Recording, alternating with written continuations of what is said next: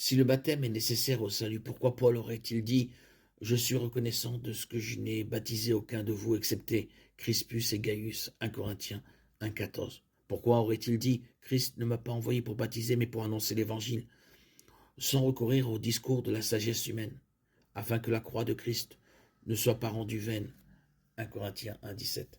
Certes, dans ce passage, Paul s'oppose aux divisions qui ont ravagé l'église de Corinthe. Cependant, comment Paul pourrait-il dire « Je suis reconnaissant de ce que je n'ai pas baptisé » ou « Christ ne m'a pas envoyé pour baptiser ». Si le baptême était nécessaire au salut, Paul dirait littéralement « Je suis reconnaissant de ce que vous n'avez pas été sauvé » et Christ ne m'a pas envoyé pour sauver. Ce serait une déclaration incroyablement ridicule de la part de Paul.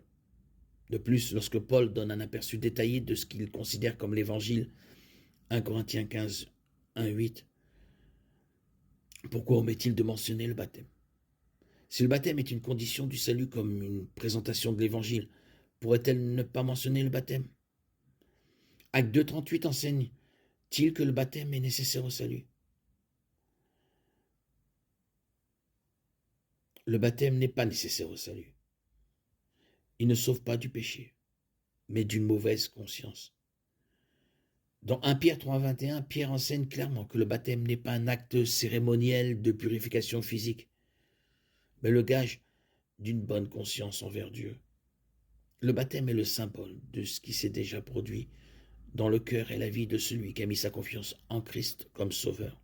Romains 6, 3, 5, Galates 3, 27, Colossiens 2, 12.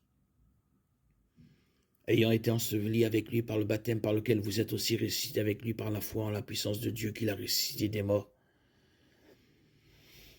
Car vous tous qui avez été baptisés en Christ, vous avez revêtu Christ. Ne savez-vous pas que nous tous qui avons été baptisés en Jésus-Christ en sa mort, que nous avons été baptisés, nous avons donc été ensevelis avec lui par le baptême en sa mort, afin que comme Christ est ressuscité des morts par la gloire du Père, de même nous aussi nous marchons en nouveauté de vie. Car si nous sommes unis à lui par une mort semblable à la sienne, nous ne serons certainement pas une résurrection semblable à la sienne. Le baptême est une étape importante de l'obéissance que tout chrétien devrait franchir. Le baptême ne peut pas être une condition du salut. Le faire tel serait une attaque contre la suffisance de la mort et de la résurrection de Jésus-Christ.